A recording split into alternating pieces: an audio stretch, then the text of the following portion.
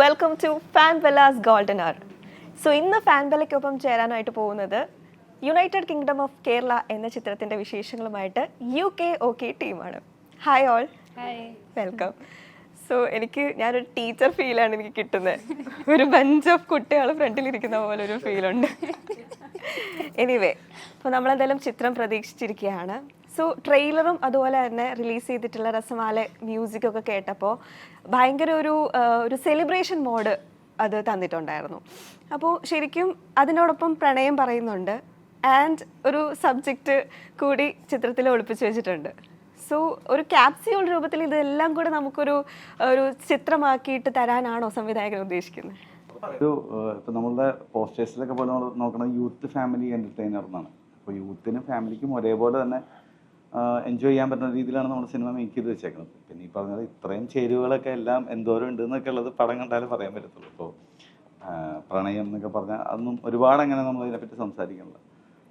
ഇപ്പോൾ യൂത്തിന് നമ്മുടെ ഇപ്പോൾ കാണുന്ന സിനിമകൾ അറിയാമല്ലോ, വയലൻസ് അല്ലെങ്കിൽ പറഞ്ഞാൽ കുറച്ച് ഇടി അടിച്ചുപൊളി പാട്ട്, ഇത് മാത്രം മീൻസ് അത് മോശമെന്നല്ല, നല്ല സിനിമകളാണ്, ഒക്കെ വിജയിക്കുന്നുണ്ട്. പക്ഷേ അതൊന്നും അല്ലാതെ കുറച്ച് കാര്യങ്ങൾ കൂടി യൂത്തിനൂടെ ചെയ്യാണ്ടെന്നൊക്കെ ഉള്ളൊരു സോഷ്യലി റെലവൻ്റ് ആയിട്ടുള്ളൊരു സബ്ജക്റ്റാണ് പറയാൻ ശ്രമിച്ചത്. അതൊരു ഫാമിലിയിൽ നിന്ന് തുടങ്ങി ഒരു കുറച്ച് എൻ്റർടൈൻമെൻറ്റ് മൂഡിൽ വന്നിട്ട് അങ്ങനെ പോയി അവസാനിക്കുന്ന സിനിമയാണ്. അതാണ് ശ്രമിച്ചത്. ഓക്കെ. അപ്പം ഇന്ദ്രൻ ചേട്ടൻ, അതുപോലെ ജോണി ചേട്ടൻ, മഞ്ജു ചേച്ചി, ഇതുപോലുള്ള ആക്ടേഴ്സിൻ്റെ ഒക്കെ പല പല ക്യാരക്ടേഴ്സിൻ്റെ ഗ്രാഫ് നമ്മൾ സ്ക്രീനിൽ കണ്ടിട്ടുള്ള ആൾക്കാരാണ്. അപ്പോൾ സോ നമുക്ക് അവർ ആസ് ആൻ ആക്ടർ എന്തായിരിക്കും പെർഫോം ചെയ്യാം എന്നുള്ളത് നമുക്ക് ഓൾറെഡി മനസ്സിലുണ്ടാവും. സോ അവരെ ഈ ഒരു ക്യാരക്ടറിലേക്ക് എത്തിക്കുമ്പം അവരുടെ ഒരു പെർഫോമൻസ് നമുക്ക് എക്സ്ട്രാക്ട് ചെയ്യാൻ പറ്റണമല്ലോ, അതെങ്ങനെയായിരുന്നു ആ ഒരു നമ്മളൊരു ക്യാരക്ടർ സ്ക്രിപ്റ്റ് ഞാൻ തന്നെ ചെയ്തേക്കണം. അപ്പോൾ ആ സമയത്ത് തന്നെ നമുക്കൊരു ചില ആൾക്കാരുടെ ഫേസുകൾ ഇങ്ങനെ വരും. ഇപ്പോൾ ഇന്ത്യൻ ചേട്ടൻ്റെ കരിയർ ഇങ്ങനെ 30 വർഷം എന്തായി ആൾ അഭിനയിക്കാൻ തുടങ്ങിയിട്ട്. ആളുടെ കരിയറിലെ ഏറ്റവും ആദ്യത്തെ ക്യാരക്ടറാണ് ഇപ്പോൾ ചെയ്തേക്കുന്നത്. പുള്ളിയൊരു പള്ളിയിലച്ഛനാണ്. അത്രയും നാളിട്ട് പുള്ളി പള്ളിയിലച്ഛൻ ചെയ്തിട്ടില്ല. അതുകൊണ്ട് വിളിച്ച് അങ്ങനത്തെ ഒരു ക്യാരക്ടർ ഏൽപ്പിച്ചതല്ല.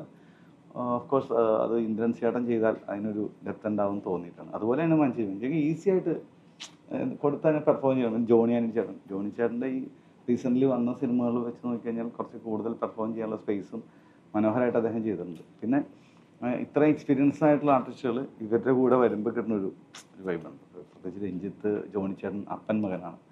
പിന്നെ ഇവർ സുഹൃത്തുക്കളുടെ ക്യാരക്ടറാണ്. അവർക്കൊന്നും ഒരുപാട് അവരുമായിട്ട് കോമ്പിനേഷൻ ഇല്ലെങ്കിൽ പോലും ഉള്ള സീക്വൻസ് അവർക്ക് ആ എക്സ്പീരിയൻസ് ഒക്കെ യൂസ് ചെയ്യാൻ പറ്റിയിട്ടുണ്ട്. ഓക്കെ. അപ്പം രഞ്ജിത്തിലേക്ക് വരുവാണെങ്കിൽ ഇതുവരെ ചെയ്തിട്ടുള്ള ക്യാരക്ടേഴ്സ് നമ്മൾ സെലിബ്രേറ്റ് ചെയ്യപ്പെടുന്ന ക്യാരക്ടേഴ്സിനെക്കാട്ടിലും കൂടുതൽ കുറച്ചുകൂടെ ടോക്കബിൾ ആയിട്ടുള്ള അല്ലെങ്കിൽ ആൾക്കാർ സംസാരിക്കപ്പെടുന്ന കഥാപാത്രങ്ങൾ ചെയ്ത് വരികയാണ് ഒരു ചെറിയൊരു സ്പാൻ ഓഫ് ടൈമിൽ തന്നെ. സോ ഇതും അങ്ങനത്തെ തന്നെ ഒരു ക്യാരക്ടറാണോ? അത്രയും ഡെപ്ത് ഉള്ള ഒരു ക്യാരക്ടറാണോ? വിശ്വസിക്കുന്നു. കാരണം ഞാനും എപ്പോഴും ഒരു സ്ക്രിപ്റ്റ് തേടിയെടുക്കുമ്പം ഇത് തന്നെ നോക്കും, മെമ്മറബിൾ ക്യാരക്ടേഴ്സിനെ അവതരിപ്പിക്കാൻ. കാരണം ഞാനെപ്പോഴും തിങ്കിക്കുന്ന ഒരു നടൻ അല്ലെങ്കിൽ ഒരു സിനിമേൻ്റെ വിജയം എന്ന് പറഞ്ഞാൽ ആ പടം കണ്ടിട്ട് ഇറങ്ങുമ്പോൾ നമ്മൾ ആ ക്യാരക്ടറിനെ തിരിച്ച് വീട്ടിൽ കൊണ്ടുപോകണം, നമ്മൾ ഹോണ്ട് ചെയ്യണം, അത് എങ്ങനെയും ഒരു ഇമോഷൻ നമുക്ക് ഉൾക്കൊള്ളാൻ പറ്റണം, റെസൊനേറ്റ് ചെയ്യണം. സോ അതെനിക്ക് ടോണി എന്ന ക്യാരക്ടറിൻ്റെ പേര് എനിക്ക് പേഴ്സണലി കിട്ടാൻ പറ്റി. കാരണം ഞാൻ ഇതുവരെ ചെയ്യാത്ത ഒരു ഷെയ്ഡാണ് അരുൺ പുറത്തു കൊണ്ടുവരാൻ നോക്കിയത്. കാരണം ഇതൊരു പ്രോപ്പർ നാട്ടുപുറത്തുകാരന് ഒരു കോമൺ മാൻ്റെ സ്ട്രഗിൾസ് ഫേസ് ചെയ്യുന്ന ഒരു വ്യക്തിയാണ് പുള്ളി. അപ്പോഴത്തേക്ക് എല്ലാവർക്കും ഒരു റിലേറ്റബിലിറ്റി ഫാക്ടർ കുറച്ചുകൂടെ ഫീൽ ചെയ്യുമെന്ന് ഞാൻ വിശ്വസിക്കുന്നു UK കാണുമ്പം. സോ ഇപ്പം മൈക്ക് ഹൽബ് കണ്ടാലും ആ വ്യത്യസ്തത തന്നെ ഞാൻ കൊണ്ടുവരാൻ നോക്കിയത്. പക്ഷേ ഇതുവരെ കാണാത്ത ഒരു ഷെയ്ഡ്. അബ്രോഡ് പഠിച്ച് വളർന്ന ഒരാളാണ്. അപ്പം നാട്ടിലേക്ക് എത്തുക അല്ലെങ്കിൽ നാട്ടിൻ്റെ ക്യാമ്പസിൻ്റെ ഒരു കൾച്ചർ, ആ ഒരു വൈബ്, ഇതൊക്കെ ചിലപ്പം പറയുന്നത് പോലെ അത്ര റിലേറ്റബിൾ ആയിരിക്കണം എന്നില്ല. സോ അതിന് വേണ്ടിയിട്ടുള്ള ഒരു പ്രിപ്പറേഷൻസ് ഒക്കെ എന്തായിരുന്നു?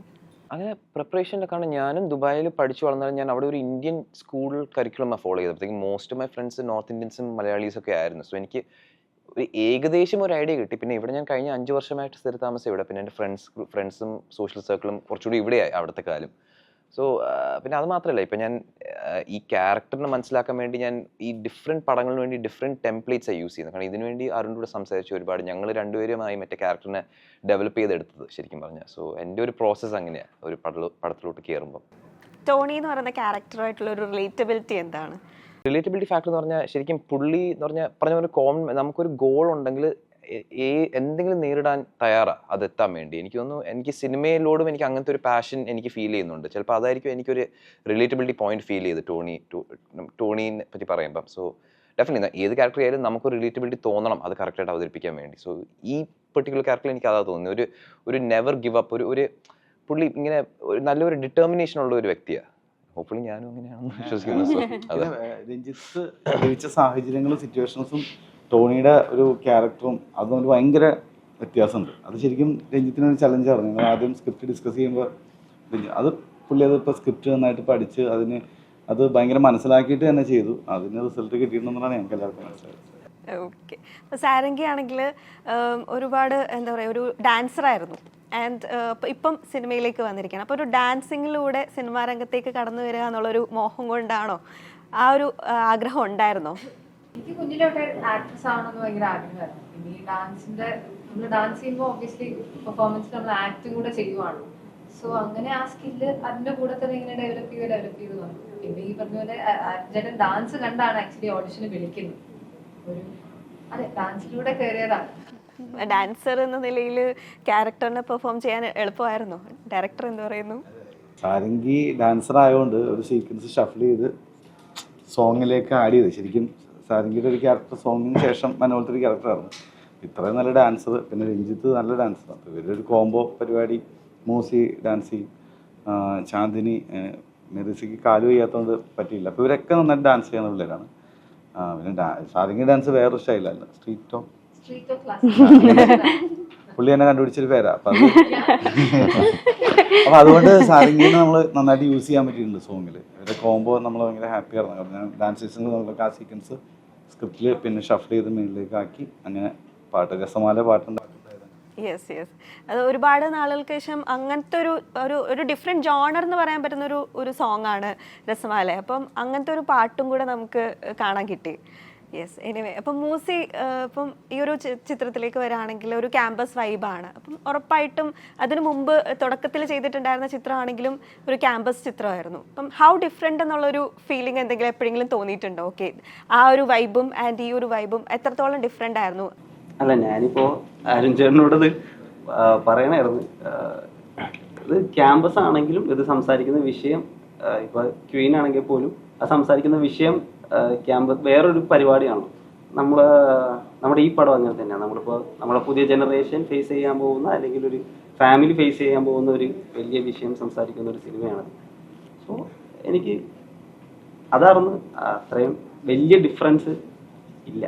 മെറീസ ആൻഡ് ചാന്ദിനി, ഇപ്പം ഈ ഒരു സിനിമയിലേക്ക് വരികയാണെങ്കിൽ തുടക്കമാണ്, സിനിമാ രംഗത്ത് തുടക്കമാണ്. അപ്പോൾ എന്താ പറയുക, ഒരു ബഞ്ച് ഓഫ് യങ്സ്റ്റേഴ്സ് കൂടി ഉള്ളൊരു ചിത്രമാണ്. അപ്പം എങ്ങനെയായിരുന്നു നിങ്ങൾ ആ ഒരു ക്യാരക്ടറിനെ നിങ്ങളിലേക്ക് എടുത്തതും ആ ഒരു ക്യാരക്ടറിനെ പുൾ ഓഫ് ചെയ്യാൻ ശ്രമിച്ചതും? ഒപ്പം സെറ്റ് എങ്ങനെയായിരുന്നു ഓവറോൾ?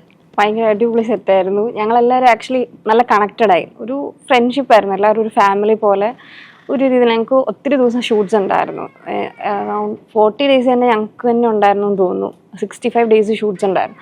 അപ്പം ഞങ്ങൾക്ക് എല്ലാവരും കുറേയൊക്കെ കഴിഞ്ഞപ്പോൾ നല്ല കണക്റ്റഡ് ആയി. നല്ല രസമായിട്ടുള്ള ഒരു സെറ്റായിരുന്നു.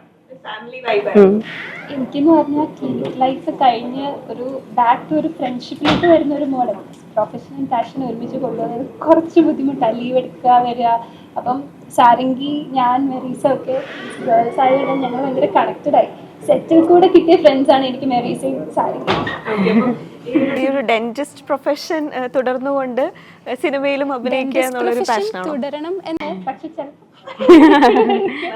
സിനിമയ്ക്ക് ഇപ്പോൾ കുറേ ഡോക്ടേഴ്സ് ഉണ്ട് എന്നുള്ളതാണ്. സോ ആ ഒരു രംഗത്തേക്ക് ഇനിയും ഒരു മെയിൻ സ്ട്രീം ആക്ട്രസ് ഒക്കെ ആയിട്ട് വരാൻ സാധിക്കട്ടെ. പറഞ്ഞ പോലെ പണ്ട് ഞാനും ആക്ച്വലി ഒരു ക്ലാസിക്കൽ ഡാൻസറാണ്. അപ്പം ഈ പറഞ്ഞ പോലെ നമുക്കും എക്സ്പ്രഷൻസും കാര്യങ്ങളൊക്കെ വരും. അപ്പം ഞാൻ കുറച്ച് നാളായിട്ട് സോഷ്യൽ മീഡിയയിൽ ആക്റ്റീവായി ആ വീഡിയോസ് ഒക്കെ കണ്ടിട്ടാണ് അരുൺ ചേട്ടനെ വിളിക്കുന്നത്, ഓഡിഷൻ പോയി അറ്റൻഡ് ചെയ്യുന്നതൊക്കെ. അപ്പം മേ ബി അരുൺ ചേട്ടനത് ആക്റ്റായിട്ട് തോന്നുന്നതാണ് എനിക്ക് അരുൺ ചേട്ടനെ വിളിച്ചത്. 5 ഡോക്ടേഴ്സ് ഉണ്ട് വെറുതെ.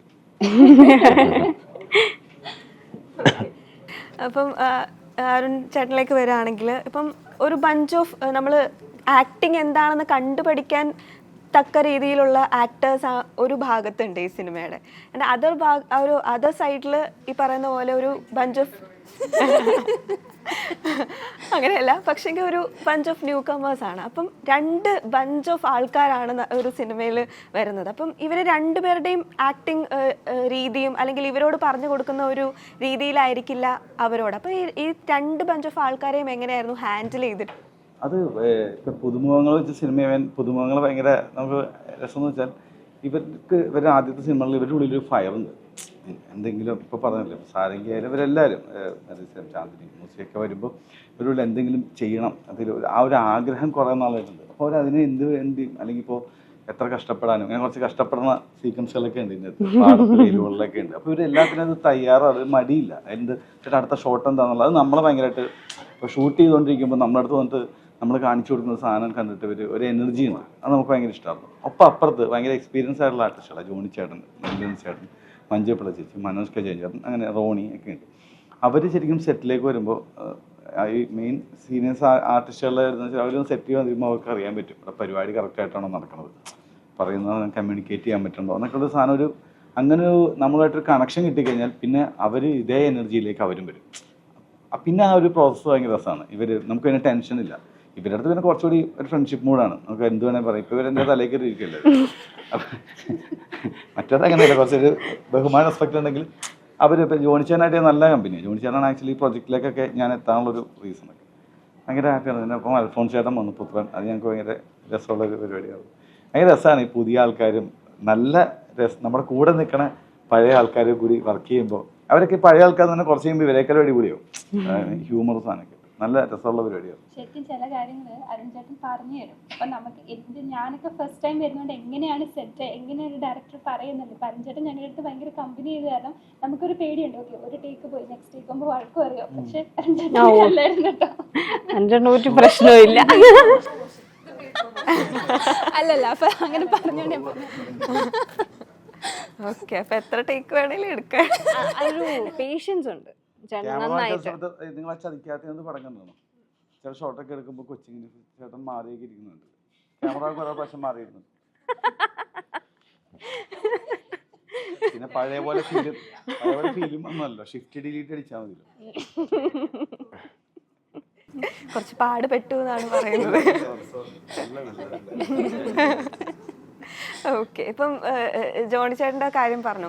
അപ്പം ഇപ്പോൾ ഒരുപാട് നല്ല ലൈക്കബിൾ ആയിട്ടുള്ള ക്യാരക്ടേഴ്സ് ചെയ്യുന്ന ഒരു ആക്ടറായിട്ട് മാറിക്കൊണ്ടിരിക്കുകയാണ് ഫ്രം ദ ഡയറക്ടർ. അപ്പോൾ ശരിക്കും ഈ ഒരു സിനിമയിൽ ജോണി ചേട്ടൻ്റെ ഒരു ക്യാരക്ടർ എങ്ങനെയാണ്? ശരിക്കും നമുക്ക് വീട്ടിൽ കൊണ്ടുവയ്ക്കാൻ പറ്റുന്ന ഒരു അപ്പനായിട്ടായിരുന്നു നമുക്ക് എപ്പോഴും കാണുന്ന ആളുടെ ക്യാരക്ടേഴ്സൊക്കെ. അപ്പോൾ ഇതിലും അങ്ങനെ ഒരു ക്യാരക്ടറാണോ? അത് കുറച്ച് കൂടുതലായിരിക്കും എനിക്ക് തോന്നുന്നു. കാരണം ജോണി ചേട്ടൻ്റെ പടം റിലീസായിട്ടില്ല, പക്ഷേ അത് അതിൻ്റെ ഫൈനലോട്ടൊക്കെ കണ്ടു നിൽക്കുന്ന ആൾക്കാരാണ് ഞാൻ ഡയറക്ടർ. അപ്പോൾ ഷൂട്ട് ചെയ്യാൻ സ്ക്രിപ്റ്റ് സമയത്ത് ഞാൻ ജോണി ചേട്ടനടുത്ത് പറയുന്നത് ജോണി ചേട്ടൻ ഇതുവരെയും ചെയ്യാത്ത പോലത്തെ ഒരു അപ്പൻ ക്യാരക്ടറാണെന്നുള്ളത്. പിന്നെ ഫൈനലോട്ട് വന്നപ്പോൾ ജോണി ചേട്ടൻ തന്നെ എൻ്റെ അടുത്ത് പറഞ്ഞത് അരുൺ, എൻ്റെ ഞാൻ റീസെൻ്റ് സിനിമകളുടെ പോലും വേണ്ട, പുള്ളി കരിയറിൽ തന്നെ പുള്ളിക്ക് ഏറ്റവും ബെസ്റ്റായിട്ട് പെർഫോം ചെയ്യാൻ പറ്റിയ അത്ര ഏരിയ ഉണ്ട്. അപ്പൻ മോൻ അങ്ങനത്തെ ഒരു കണക്ഷനും തീർച്ചയായിട്ടും നമ്മുടെ ഈ തിരുവല്ല, പത്തനംതിട്ട, അങ്ങനെ പത്തനംതിട്ട അല്ലേ വീട്, ആ ഏരിയയിലൊക്കെ കാണുന്ന ചില അപ്പന്മാരുണ്ട്, ചില ക്രിസ്ത്യൻ കൾച്ചറിലുള്ള. അപ്പോൾ ആ രീതിയിൽ പുള്ളി ഗംഭീരമായിട്ട് അത് കറക്റ്റായിട്ട് കൊണ്ടുപോയിട്ടുണ്ടെന്നാണ് ഞാൻ തോന്നുന്നത്. പടം അറിയിക്കായിരുന്നു നിങ്ങളൊന്ന് എല്ലാം മനസ്സിലാവും, പടം കാണണം എന്നൊക്കെ. ഓക്കെ, അപ്പം ഒരു ഡയറക്ടറിൽ നിന്ന് പിന്നീട് ഇപ്പോൾ ആക്ടിങ്ങിലേക്ക് കൂടുതൽ ഒരു ചുവടുവയ്പ് അല്ലെങ്കിൽ കൂടുതൽ ആ ഒരു രീതിയിൽ സിനിമയിൽ പ്രവർത്തിച്ചുകൊണ്ടിരിക്കുന്ന ഒരാളാണ് ജോണി ചേട്ടൻ. അപ്പം ക്യാരക്ടർ പറയുമ്പോഴാണെങ്കിലും അല്ലെങ്കിൽ സിനിമ സെറ്റിലാണെങ്കിലും കൂടുതലും ഒരു ഡയറക്ടോറിയൽ പെർസ്പെക്റ്റീവോടുകൂടി ഒരു ക്യാരക്ടറിനെ കാണുന്ന ഒരാളാണോ, അതോ സിംപ്ലി ഒരു ഡയറക്ടറിൻ്റെ കമാൻഡ്സ് ഫോളോ ചെയ്യുന്ന ഒരാളാണോ? എന്താണ് കാര്യം, പുള്ളി ഒരിക്കലും അങ്ങനെ ഒരു ഡയറക്ടർ പോയിന്റിൽ വന്നൊരു ക്യാരക്ടറെ അങ്ങനെ നോക്കിയിട്ടില്ല എന്നാണ് എനിക്ക് തോന്നുന്നത്. പുള്ളി ഒരു ക്യാരക്ടർ പറഞ്ഞാൽ പുള്ളി അത് റിലേറ്റ് ചെയ്യും, പുള്ളിയുടെ കൊച്ചപ്പൻ അല്ലെങ്കിൽ അതാണ് ഇത്. ഗോളമാണെങ്കിൽ ഒരു പ്രത്യേക ഒരു ബഞ്ച് ഓഫ് ആൾക്കാർ എപ്പോഴും ഇങ്ങനെ വെയിറ്റ് ചെയ്തിരിക്കുന്നത്, അതിനൊരു പ്രത്യേക ഓഡിയൻസ് തന്നെ ഉള്ളൊരു മൂവിയാണ് ശരിക്കും. അപ്പോൾ നമ്മൾ അതിൻ്റെ ഒരു ഫസ്റ്റ് പാർട്ടിൽ തന്നെ നമുക്ക് ആ ഒരു ഡിഫറെൻറ്റ് സ്റ്റോറി ലൈൻ തന്നിട്ടുള്ളൊരു ചിത്രം കൂടിയാണ്. അപ്പം എന്താണ് നമുക്ക് അതിൻ്റെ ഒരു സെക്കൻഡ് മൂവി വരുമ്പോൾ എക്സ്പെക്ട് ചെയ്യാൻ പറ്റുന്നത്? എന്താണ് ആ ഒരു ചിത്രം? ഇപ്പം നമ്മുടെ ഫുൾ ടീം ഗോളം ടീം ഹാഫ് എന്ന് പറഞ്ഞ മൂവിയിൽ കോൺസെൻട്രേറ്റ് ചെയ്യുക, അത് അനൗൺസ് ചെയ്തു. അതൊരു ആക്ഷൻ പടം, വളരെ വലിയ സ്കെയിൽ ആക്ഷൻ പടം. എനിക്കൊന്ന് മലയാളമല്ല ഇന്ത്യൻ ഹിസ്റ്ററിയിൽ കുറച്ച് അംബിഷ്യസ് ആയിട്ടുള്ള പടം എന്ന് പറഞ്ഞാൽ ഒരു ഇന്റർനാഷണൽ സ്കെയിൽ എടുക്കേണ്ട ഒരു പടമാണ്. സോ അതിന് ഫുൾ ഫോക്കസ് വേണം. ഗോളം 2 ഉറപ്പായിട്ടും വരും, പക്ഷേ അത് കുറച്ച് വൈകും. കാരണം ഇത് അത്രയ്ക്ക് എന്താ പറഞ്ഞാൽ ഫോക്കസും എന്താ പറഞ്ഞാൽ ഇമ്പോർട്ടൻസും കൊടുക്കേണ്ട ഒരു പ്രോജക്റ്റാണ് ഹാഫ്. സോ അത് കഴിഞ്ഞിട്ടേ ഗോൾ 2 കടക്കത്തുള്ളൂ. സോ ഇപ്പം അറിയാം, നമ്മൾ ജയ്സാൽമറിൽ ഷൂട്ട് ചെയ്യുമായിരുന്നു പടം, പക്ഷെ 10 ദിവസം കഴിഞ്ഞിട്ട് മറ്റേ പ്രശ്നങ്ങളൊക്കെ വന്ന് നമ്മൾ തിരിച്ചു വന്നു. ഇനി മൊത്തം റീചാർട്ട് ചെയ്തിട്ട് ഇനിയും അധികം വൈകാതെ തിരിച്ചു പോകും. സോ അധികം വൈകാതെ അപ്ഡേറ്റ്സ് അറിയിക്കാം. പക്ഷേ ഭയങ്കര എക്സൈറ്റഡ് ആ പ്രോജക്റ്റിനെ പറ്റി. പക്ഷേ ഇപ്പം വെളിപ്പെടുത്തൊന്നും ആയിട്ടില്ല. പക്ഷേ സമയമാകുമ്പം ഉറപ്പായിട്ടും കുറച്ചും ഷെയർ ചെയ്യാം. ഓക്കെ, മൂസി ഒരു ഗ്യാപ്പ് എടുത്ത ശേഷമാണ് ഇപ്പോൾ ഈ ഒരു ക്യാരക്ടറിലേക്ക് കൂടി എത്തുന്നത്. അപ്പം ചൂസ് ചെയ്യാനായിട്ടുള്ള ഒരു ഇതാണോ, സ്ക്രിപ്റ്റ് ചൂസ് ചെയ്യാനായിട്ട് എടുക്കുന്ന ഒരു സമയമാണോ? അല്ല, ഞാൻ അനുരാഗം കഴിഞ്ഞിട്ട് അനുരാഗത്തിന് വേണ്ടി ആക്ച്വലി ഞാനൊരു 5 ഇയർ ഗ്യാപ്പ് എടുത്താണ്. അത് കഴിഞ്ഞിട്ട് നെക്സ്റ്റ് പരിപാടി നോക്കാന്നുള്ള പ്ലാൻ തന്നെയായിരുന്നു. കാരണം അത് ഹിറ്റായി കഴിഞ്ഞാൽ ചിലപ്പോൾ അത് എനിക്കൊരു വലിയ ബ്രേക്ക് ആയിരുന്നു. പിന്നെ അത് ഞങ്ങൾ വിചാരിച്ചത്ര തിയേറ്ററിൽ ഹിറ്റായില്ല.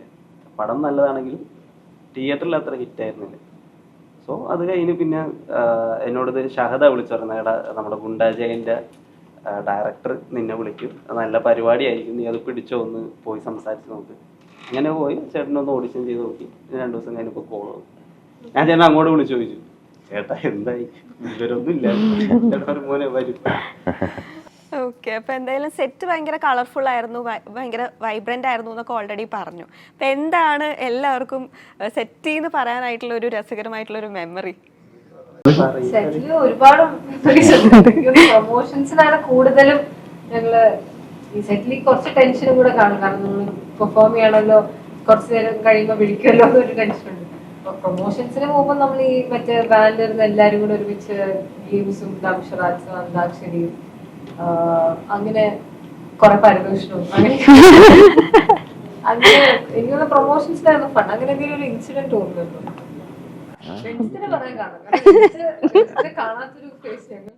അല്ല, അങ്ങനെയൊന്നുമില്ല. എനിക്ക് പറഞ്ഞ പോലെ എനിക്കൊന്ന് ഇപ്പം പ്രൊമോഷനിൽ ഞങ്ങൾ കുറച്ചുകൂടെ അടുക്കാൻ തുടങ്ങിയത് ഷൂട്ടിൻ്റെ സമയത്ത്.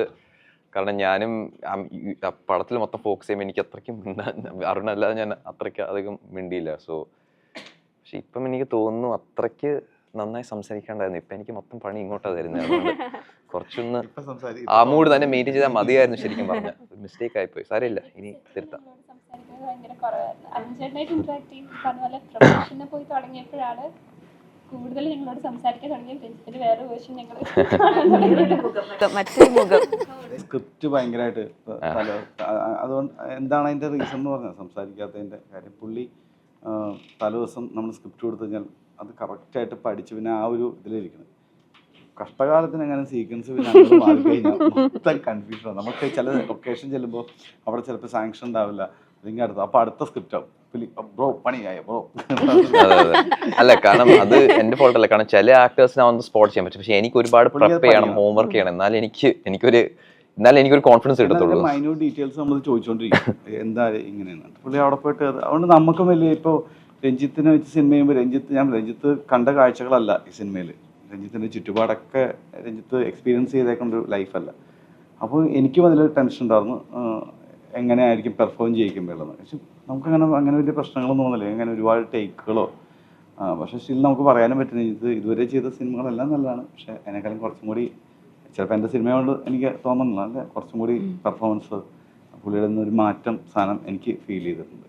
അവർക്കും അത് കിട്ടിയിട്ടുണ്ട്. ഉപചാരപൂർവ്വത്തിലാണെങ്കിൽ ഇപ്പോൾ നമുക്ക് സിജു വിൽസൺ ആണെങ്കിലും അതുപോലെ ഒരു ശബരീഷ് ആണെങ്കിലും അങ്ങനെ ഒരു സർക്കിൾ നമുക്ക് അവിടെ കാണാൻ പറ്റുമായിരുന്നു. ആൻഡ് ഇതിലേക്ക് വരുമ്പോഴും ഇവിടെ ശബരീഷും അതുപോലെ രാജേഷ് മുരുകേഷനും മ്യൂസിക്കിലുണ്ട്, അതെ വിഷ്ണുവുണ്ട്. അതുപോലെ തന്നെ അൽഫോൺസ് പുത്രനെ നമുക്ക് ട്രെയിലറിൻ്റെ അവസാനം കാണിച്ചു തരുന്നുണ്ട്. അപ്പം ആ ഒരു ഫ്രണ്ട് സർക്കിൾ എത്രത്തോളം ഒരു ആസ് എ ഡയറക്ടർ എത്രത്തോളം സഹായിക്കുന്നുണ്ട്? ഇവരെ ഫ്രണ്ട്ഷിപ്പൊക്കെ എനിക്ക് കിട്ടിയത് സിനിമയിൽ നിന്നാണ്. ഗുണ്ടജയൻ സമയത്ത് കിട്ടിയതാണ്. എനിക്ക് പ്രേമ സിനിമയുടെ ഭയങ്കര ഫാനാണ്. അപ്പം എനിക്ക് പുത്രനെന്ന് പരിചയപ്പെടാൻ ഭയങ്കര ആഗ്രഹം ഉണ്ടായി. ഞാൻ ഗുണ്ടജയൻ വിഷ്ണു ഗോവിന്ദാണ് സൗണ്ട് ഡിസൈൻ. അവിടെ നിന്നാണ് എൻ്റെ ഫ്രണ്ട്ഷിപ്പ് സ്റ്റാർട്ട് ചെയ്യുന്നത്. സിജുവിൽ നിന്നാണ്. സിജു വഴിയാണ് വിഷ്ണുവിനെ പരിചയപ്പെടുത്തി. അങ്ങനെ ശബരീഷിലേക്ക് എത്തി. ഞങ്ങളെപ്പോഴും കാണാറുണ്ട്. വിഷ്ണു കുറച്ച് കൂടുതലൊരു ബ്രദർ അങ്ങനത്തെ ഒരു അടുപ്പായി. അങ്ങനെ ഞാനെപ്പോഴും പ്രേമത്തിനെ പറ്റി സംസാരിക്കരുത്. അങ്ങനെ പുത്രനിലേക്ക് ഞാനിങ്ങനെ മെസ്സേജാണ് അൽഫോൺസ് ചേട്ടൻ വന്നത്. ഇപ്പോൾ ലാസ്റ്റ് നിവിൻ ഇതിലൊരു ഡബ് ചെയ്തിട്ടുണ്ട്. ഇതിൽ വോയിസ് ഓവർ നിവിൻ പോളി ചെയ്തേക്കുന്നത്, പുത്രൻ ഗസ്റ്റ് റോൾ ചെയ്തിട്ടുണ്ട്, Rajesh Murukesan music, Vishnu Govind sound designer, Sabari lyrics. അപ്പോൾ ആ പ്രേമ ടീം വന്നു. പക്ഷെ അതുമായിട്ട് ഒരു കണക്ഷനും ഇല്ല സിനിമയിൽ. നമ്മളൊരു ടീസർ ചെയ്തായിരുന്നു, ഒരു അനൗൺസ്മെന്റ് വീഡിയോ പോലെ ഇതിന്റെ പേര് അനൗൺസ് ചെയ്യാൻ വേണ്ടി. അങ്ങനത്തെ ഒരു കോൺസെപ്റ്റ് അത് ചെയ്തത്. അതെ, അവരൊരു വൈബ് ഭയങ്കര രസമാണ്. നല്ല സുഹൃത്തുക്കളാണ്. ഓക്കെ, അപ്പം എപ്പോഴെങ്കിലുമൊക്കെ നിങ്ങൾ ഡിസ്കസ് ചെയ്തു അൽഫോൺസ് പുത്രനാക്കിയിട്ട് എന്തെങ്കിലും സിനിമയുടെ കാര്യങ്ങളൊക്കെ ഡിസ്കസ് ചെയ്തായിരുന്നു, എന്തെങ്കിലും അപ്കമിങ് മൂവീസിൻ്റെയോ അങ്ങനെ എന്തെങ്കിലും? ചേട്ടനെ കൂടെ ഞാൻ ചെന്നൈയിൽ 2 ദിവസം പോയി. ഞാൻ എഡിറ്റ് ചെയ്തേക്കണം. അപ്പോൾ എനിക്ക് പുള്ളിയുടെ നിന്ന് ചില സജഷൻസ് ഒക്കെ ചോദിക്കാം. നമ്മൾ പുള്ളി വരുമ്പോൾ ഒരു ടെൻഷനായിരുന്നു. നമ്മൾ ചെന്നൈയിൽ ഫസ്റ്റ് ഡേ ഷൂട്ട് ചെയ്യുമ്പോൾ പുള്ളിയെ നേരിട്ട് കണ്ടിട്ടില്ല, ജസ്റ്റ് ഫോണിൽ കൂടി സബ്ജക്റ്റ് പറഞ്ഞിട്ടുള്ളൂ. പിന്നെ പുത്രൻ അങ്ങനെ അഭിനയ പരിപാടിയല്ലോ, ഫസ്റ്റ് കുറേ നാൾ കൂടി അങ്ങനെ പുള്ളിയുടെ പടത്തിലല്ലാതെ തന്നെ.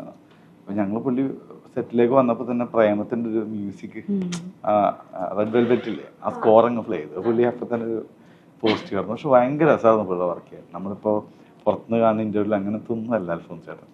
2 ദിവസം പുള്ളിയുടെ കൂടെ നടന്ന് ചെന്നൈയിൽ ഒരുപാട് യാത്രകൾ ഞങ്ങൾ ചായ കുടിക്കാനും ചില പാസ്സൊക്കെ കഴിച്ച് പഴയ സ്റ്റൈലാണ്. പുള്ളിയുടെ ചില സിനിമകളെ പറ്റിയൊക്കെ ഇങ്ങനെ ഡിസ്കസ് ചെയ്തു, അടുത്ത പടത്തിനെ പറ്റി, നടക്കാത്ത സിനിമയെ പറ്റി ഡിസ്കസ് ചെയ്തു. പുത്തനൊരു ഗംഭീര പരിപാടിയായിട്ട് വരും, നിങ്ങൾ കണ്ടു. He'll be back. OG is back. Okay, അപ്പോൾ എന്തായാലും ഇതുവരെ അരുൺ വൈഗ എന്ന സംവിധായകൻ്റെ ഇതുവരെയുള്ള ചിത്രങ്ങളിൽ നിന്ന് എത്രത്തോളം വ്യത്യസ്തമായിട്ടുള്ളൊരു സിനിമയായിരിക്കും UK OK എന്ന് പറയുന്ന ഒരു സിനിമ? വ്യത്യസ്തമായിട്ട് സിനിമയായിരിക്കും. കാര്യം എനിക്കിപ്പോൾ ഗുണ്ടജയം പോലത്തെ സിനിമ എനിക്ക് മേക്ക് ചെയ്യാൻ ഭയങ്കര ഇഷ്ടമാണ്. ഞാൻ വെഡിങ് ഫോട്ടോഗ്രാഫറുണ്ട്, ഞാൻ കണ്ട കാഴ്ചകളൊക്കെ ഞാൻ ഒപ്പിയെടുത്തത്. പക്ഷെ ഇത് കുറച്ച് അങ്ങനെ പണിയുള്ള സിനിമയായിരുന്നു. മറ്റേ പണിയില്ല എന്നല്ല, എന്നെക്കൊണ്ട് ചെയ്യാൻ പറ്റുമെന്നൊക്കെ ഉള്ളൊരു ഇതുണ്ടായിരുന്നു. അപ്പോൾ എന്നെ സംബന്ധിച്ച് ഭയങ്കര ചലഞ്ചിങ് ആണ്. മേക്കർ എന്നുള്ളതിൽ എന്നെ ഭയങ്കര തൃപ്തിപ്പെടുത്തിയ സിനിമയാണ്. ഒപ്പം അതിൻ്റെ ഒരു ടെൻഷനും ഉണ്ട്, എങ്ങനെ ആൾക്കാർ ഇതിനെ എടുക്കും എന്നുള്ളൊരു ടെൻഷനുണ്ട്. പിന്നെ പറയുന്ന സബ്ജക്റ്റ് മോശി കുറച്ച് മുന്നേ പറഞ്ഞ പോലെ കുറേ നാൾ കഴിഞ്ഞാൽ ചിലപ്പോൾ ഇവിടെ ഏറ്റവും കൂടുതൽ നമ്മൾ അനുഭവിക്കാൻ പോകുന്ന ഒരു ഇഷ്യൂ, അല്ലെങ്കിൽ ഇപ്പോൾ നമ്മുടെ ഇടയിൽ കുറേ ആൾക്കാരുടെ ഇടയിൽ ഒരു ഇഷ്യൂ ആണ്. അപ്പം അതിനെ അഡ്രസ്സ് ചെയ്യുമ്പോൾ അത് അത്രയും ഇമോഷണലി കണക്ട് ചെയ്യണം. പ്രത്യേകിച്ച് പുതിയ കുട്ടികളാണ് അവരൊക്കെ, അത്രയും ഇവരും അതിനെ മനസ്സിലാക്കിയതിൻ്റെ കാര്യം. ചിലപ്പോൾ സാരംഗി ആയാലും, സാരംഗി പഠിച്ചൊരു ഇതല്ല, പുള്ളിക്കാരിക്ക് പുള്ളിയുടെയും സിനിമയായിരുന്നു. മൂസി ആയാലും, അല്ലെങ്കിൽ രഞ്ജിത്ത് ഡിഗ്രി സർട്ടിഫിക്കറ്റ് താഴെ റിസപ്ഷനിൽ കൊടുത്തിട്ട് അമ്മ പറഞ്ഞ സർട്ടിഫിക്കറ്റ് എടുത്ത് വെച്ചിട്ടുണ്ട്, ഇനി എൻ്റെ ഇഷ്ടത്തിന് പോകുമെന്ന് പറഞ്ഞിട്ട് എന്നോട് ആൻമേഡം പറഞ്ഞിട്ടുണ്ട്.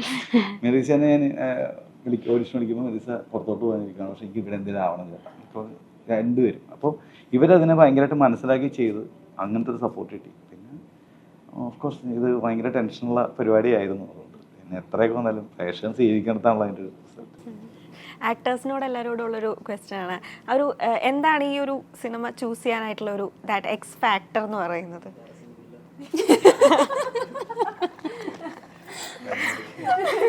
ഓണസ്റ്റ് ചിത്രം എന്നൊക്കെ മൂവിയാണ്, സോ എനിക്ക് ചോയ്സ് ഇല്ല. പിന്നെ അത് കിട്ടിയത് എന്നെ സംബന്ധിച്ച് ഏറ്റവും വലിയ ഭാഗ്യമാണ്. സോ അത് അങ്ങനെയാണ് ഞാൻ ചൂസ് ചെയ്തെടുത്തതല്ല. എനിക്ക് ഒരിക്കലും ചൂസ് ചെയ്തതല്ല. പിന്നെ ഭയങ്കര റിലേറ്റബിൾ ആയിരുന്നു ഈ സബ്ജക്റ്റ്. അനുചേട്ടൻ പറഞ്ഞ പോലെ ഭയങ്കര എനിക്ക് ഭയങ്കര കണക്ട്, അത് കാണുമ്പോൾ മനസ്സിലാവും. മനസ്സിലായത് ആർക്കും പണിയില്ലാത്തതുകൊണ്ട് ആദ്യം പടായി ഓടി വന്നത്. ഞാൻ ട്രൈ ചെയ്തിട്ട്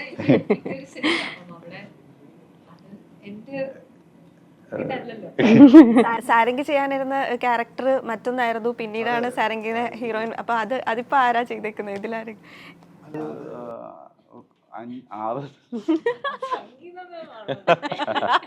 ആണോ? അത് ചിലപ്പോൾ സംഗീതം ചെയ്യായിരുന്നു. സാരംഗി ചെയ്യായിരുന്നു ക്യാരക്ടർ വേറെ കുട്ടി ചെയ്തേക്കുന്നത്. അപ്പോൾ സാരംഗി പെർഫോം ചെയ്ത് കഴിയുമ്പോൾ ഞങ്ങൾക്ക് ഈ ഏക എന്നാണ് സാരംഗിയുടെ ക്യാരക്ടറിൻ്റെ പേര്. അപ്പം നമുക്ക് ഓഫ്കോഴ്സ് പെർഫോമൻസ് നന്നായി തോന്നി. പിന്നെ ആ ക്യാരക്ടറായിട്ട് കുറച്ചും കൂടി മാച്ചാന്ന് തോന്നി. അങ്ങനെ നമ്മൾ കുറച്ച് ആൾക്കാരുടെ അടുത്ത് കൊടുത്തു. പിന്നെ ചിലപ്പോൾ എല്ലാവരും ഒരേപോലെ തന്നെ സാരംഗിയുടെ പേരാണ് പറഞ്ഞത്. നന്നായിട്ട് ചെയ്തിട്ടുണ്ട് സാരംഗി. പടത്തിൻ്റെ കൂടെ ഭയങ്കര ഒരു പുതിയ ആൾക്കാർ വരുമ്പോൾ ഞാൻ ഏറ്റവും കൂടുതൽ ആഗ്രഹിക്കുന്നത്, കഴിഞ്ഞാൽ നമുക്ക് വിഷമം ഉണ്ടാക്കുന്ന കാര്യങ്ങളാണ്. ഇപ്പോൾ ഒരു പടം കുറച്ച് ഡിലേ ആകുമ്പോഴൊക്കെ നമ്മളൊന്ന് വിളിച്ചൊക്കെ ചോദിക്കും എപ്പോഴും. ഇവരുടെ ഭാഗത്തുനിന്ന് ഭയങ്കരമായിട്ട് അതൊരു നമുക്ക് ഇപ്പോൾ സീനിയർ ആർട്ടിസ്റ്റുകൾ എല്ലാവരും അങ്ങനെ എപ്പോഴും വിളിക്കണമെന്നില്ല. ജോണി ചേട്ടൻ ഓഫ് കോഴ്സ് എല്ലാ ദിവസവും വിളിക്കും. ഇവരെപ്പോഴും വിളിച്ച് എൻ്റെ കൂടെ ഉണ്ട്. അതിന് ഞാൻ ഇവരോട് പ്രത്യേകം നന്ദിയും കൂടി പറയാം. ഭയങ്കര എന്താ പറയുക, അതുപോലെ നിൽക്കണം ഒരു സിനിമ. ഇപ്പം ഇതിൻ്റെ റിസൾട്ട് മറ്റൊന്നായാലും പടം വിജയിച്ചാലാണ് നമ്മൾ കൂടെ ഇവരൊക്കെ ഉണ്ടാവുള്ളായിരിക്കും. എനിക്കറിയത്തില്ല, സാധാരണ അങ്ങനെയൊക്കെയാണ്. ഒളിഞ്ഞു കഴിഞ്ഞാൽ നമ്മൾ ഒറ്റയ്ക്ക് വീട്ടിൽ അടുത്ത പ്രൊജക്റ്റ് ഉണ്ട്. പക്ഷെ അങ്ങനെയല്ല, എന്നെ സംബന്ധിച്ച് ഭയങ്കര എനർജി തന്നേക്കുന്ന ആൾക്കാരാണ്. അത് ഭയങ്കര നന്ദി നിങ്ങളോട്. ഓക്കെ, അപ്പോൾ എന്തായാലും മൂവി റിലീസാവാൻ പോവാണ്. എന്തായിരിക്കും പ്രേക്ഷകരോട് പറയാനായിട്ടുണ്ടാവുക? സോ പറഞ്ഞ പോലെ ഇതൊരു യൂത്ത് ഫാമിലി എൻ്റർടൈനറാണ്, പക്ഷേ എന്നാലും ഒരു വളരെ സോഷ്യലി റെലവെൻ്റ് ആയിട്ടുള്ളൊരു ടോപ്പിക് ഡിസ്കസ് ചെയ്യുന്നത്. പിന്നെ എനിക്ക് തോന്നുന്നു ഇങ്ങനത്തെ ഒരു പടം വന്നിട്ട് ഒരുപാട് നാളായി. കാരണം ഇപ്പം അരുൺ പറഞ്ഞ പോലെ ഇപ്പം നമ്മുടെ ജോണർ തന്നെ മാറി. ഇപ്പം ഒരു പെർട്ടിക്കുലർ ജോണറിലെല്ലാം പോകുന്നത്. പിന്നെ വയലൻസും ഇതും അതും. പക്ഷെ ചിലപ്പോൾ നിങ്ങൾക്ക് ഇത് കാണുമ്പോൾ ഒരു കുറച്ചുകൂടെയും ഒരു കാരണം ഫാമിലി ഫ്രണ്ട്സായിട്ട് നിങ്ങൾക്കൊരു 2-2.25 മണിക്കൂർ ഇരുന്ന് ആസ്വദിച്ച് തിയേറ്ററിൽ നിന്ന് പുറത്തിറങ്ങി ഒരു മോട്ടിവേറ്റിംഗ് ഇൻസ്പയറിംഗ് ഫീൽ ചെയ്യുന്ന ഒരു പടമാണ്. കാരണം പറഞ്ഞ പോലെ ഇതൊരു കോമൺ മാൻ്റെ സ്ട്രഗിൾസ്, എല്ലാവർക്കും റിലേറ്റ് ചെയ്യാൻ പറ്റുന്ന ഒരു വിഷയത്തിനെ പറ്റി ഭയങ്കര ഇമോഷണലായിട്ട് നമ്മൾ ചർച്ച ചെയ്യുന്നത്. സോ ഹോപ്പ്ഫുള്ളി ഞങ്ങൾ ഫീൽ ചെയ്ത സെയിം ഇമോഷൻസ് നിങ്ങളും ഫീൽ ചെയ്യുമെന്ന് വിശ്വസിക്കുന്നു. സോ എന്തായാലും നിങ്ങൾ കണ്ടു നോക്കുക. Okay, all the very best.